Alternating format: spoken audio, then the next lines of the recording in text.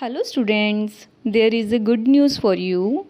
Now you can write the same matter at different speeds. Link of the same is given in the description box. Thank you. Start. The plaintiff alleged that owing to the enmity which exists between him and defendant, the latter complained to the superintendent of police, who directed on that complaint that proceedings under section 107 criminal procedure code should be taken against plaintiff and certain other persons. Stop. When the case under section 107 criminal procedure code was pending in the court of a magistrate, the defendant made a complaint under section 506 IPC against the plaintiff. Stop.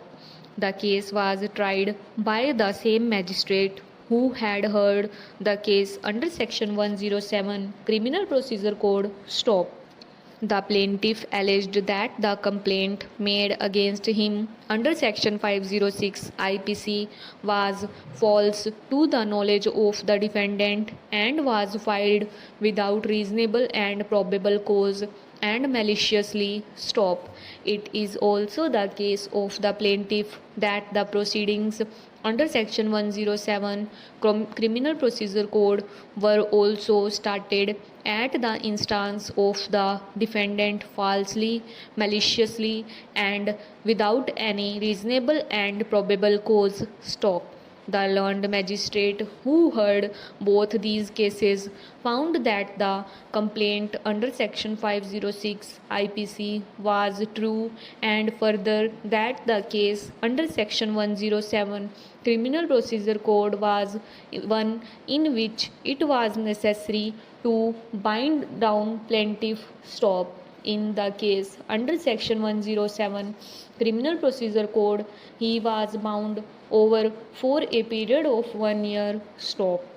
Against these two orders, plaintiff preferred appeals to the court of the sessions judge, who held that both the complaints were untrue, and therefore he acquitted the plaintiff in respect of the charge under section 506 IPC, and also passed an order of discharge in connection with the case under section 107 criminal procedure code. Stop. Para.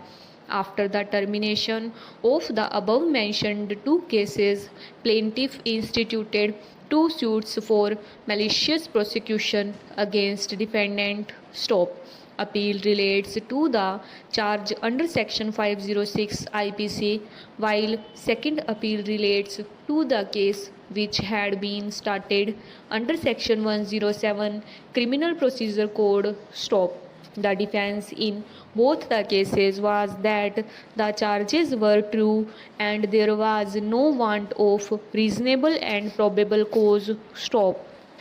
The learned subordinate judge who tried the two cases came to the conclusion that the plaintiff had failed to make out the cases set up by him. Stop. In his opinion, in both the cases, the charges were true. Stop. The result was that both the suits were dismissed. Stop.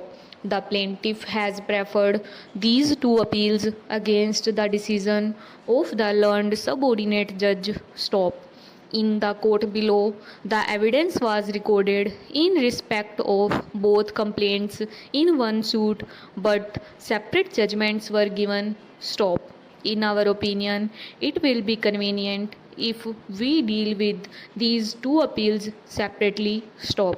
We first propose to deal with the case in connection with the charge under section 506 IPC. Stop. Para. Before we proceed to discuss the merits of the appeal before us, it is necessary to give a finding on a point which has been urged before us by learned counsel for the appellant. Stop. It has been strenuously argued by him that in a case like the one before us, is a criminal court gives a verdict of not guilty against the person prosecuted, then it is no longer open to a civil court in a suit for malicious prosecution to challenge the order of acquittal, and further that it is not open to the complainant to prove that the charge made by him was true, and therefore no damages should be allowed as against him. Stop. In other words, the contention of the learned counsel, if accepted, amounts that after the acquittal of a person prosecuted, the prosecutor is stopped from showing in a suit for malicious prosecution that the charge made by him was in fact true. Stop. For the purpose of his argument, learned counsel divides cases relating to malicious prosecution into two divisions. Stop. One may be a case in which the truth or falsity of the charge is known to both the prosecutor and the person prosecuted. Stop. The other may be a case in which the prosecutor acts on the information received by him from other persons and about matters in connection with which he himself has no personal knowledge. Stop.